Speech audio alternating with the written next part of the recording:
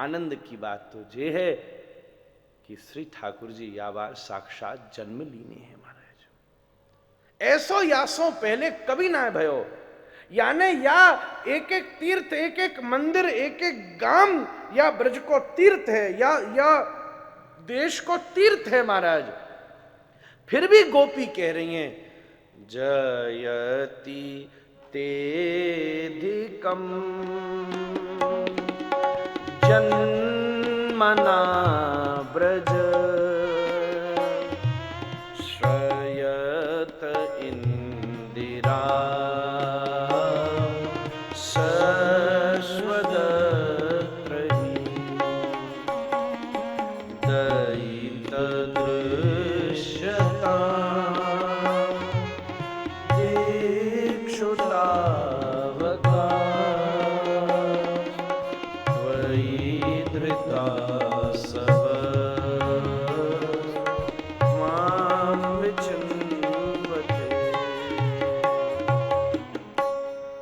जयति तेदिकम जन्मना ब्रज।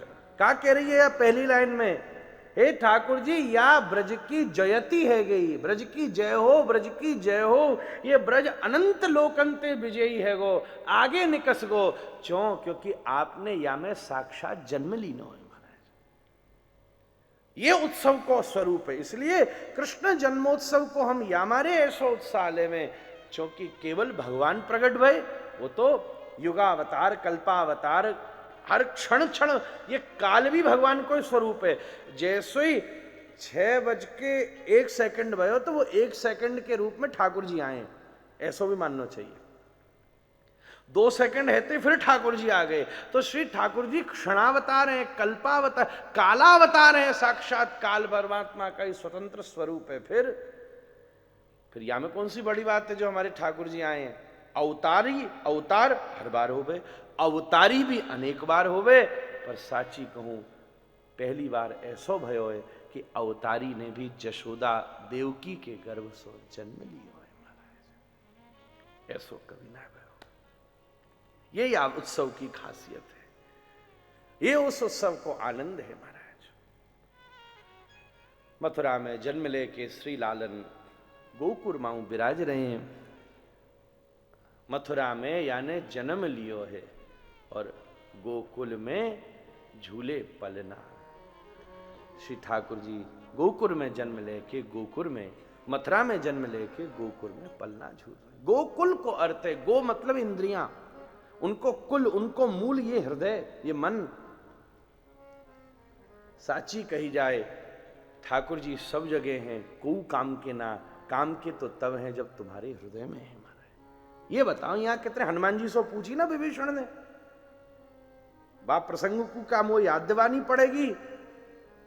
विभीषण मोती को हार लेकर के आयो मुक्ताहर, और राज्याभिषेक में राम जी के चरणन में पेश कर दीनो। राम जी समझ गए कि आप विभीषण नयो नयो राजा बनो है ना महाराज, कुकू नयो नयो धनपति होवे तो भाई बड़ो मजा आवे, एक एक चीज दिखावे महाराज। पहले तो दब तो बेचारे बड़े भैया थे, पहली बार लंकेश बनाया और राम जी ने तो मारा है, घुमा घुमा के ला रहे हो महाराज, और लाए के पावन में लीजिए राम जी, मैं आपके लिए बेशकीमती अपने मित्र के ताई माला लेके। ठाकुर जी बोले तो अदई बदल गई महाराज, को बात ना है। उनने माला लेके दी जानकी जी को, जानकी जी ने माला लेके डाल दी हनुमान जी पर। हनुमान जी पास बैठे, हनुमान जी बैठे बैठे एक एक मोती दांत से तोड़ तोड़ के देख रहे हैं, फिर फेंक दें, फिर दूसरा मुंह में धरो, फिर काटो, फिर तोड़ के धर दियो। सवरी माला विभीषण की छाती दुखन लागी महाराज। वो के बोले आप ठहरे बंदर के बंदर ही महाराज, कमाल कर दियो, मैं ऐसी बेशकीमती, पूरी दुनिया में ऐसी कीमती माला ना होगी मोतीन की, वो लाया हूं और आप यह काटे जा रहे हो। हनुमान जी ने कैसी बात कह दी, विभीषण जी मैं केवल ये देख रहे हो कि जहां मालाएं आप इतना महत्व दे रहे, या इतनी अदब और अदान से ला रहे, बा मोतीन में मेरे सीताराम है कि नहीं है? विभीषण ने ऐसो ही कह दी, अरे मोतीन में होवे से क्या होगा, ये बताओ तुम्हारे हृदय में है? हनुमान जी बोले अच्छा हृदय में भी है? बोले हैं तो दिखाओ। भूधराकार हनुमान जी ने अपनी छाती को विदीर्ण करके दिव्य भाव से श्री सीताराम के दर्शन जगत को करा दिए महाराज।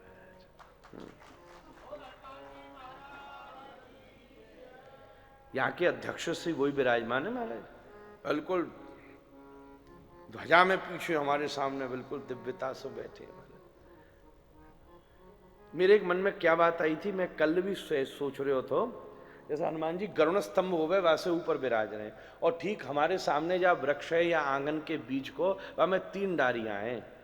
तो मैं तो सोच रहा हूँ सीता, राम और लक्ष्मण माँ ठाड़े और हनुमान जी यहाँ ठाड़े महाराज, दोनों संवाद कर रहे और यहाँ वैकुंठ अवधपुरी में ये दिव्य भागवत की मंगलमयी कथा चल रही है महाराज। अभी तो देखने की दृष्टि है, और जो कह लो महाराज, सबके अपने अपने भाव हैं महाराज, भाव हैं। राजमणि है या साक्षात स्वयं अवधपुरी है महाराज।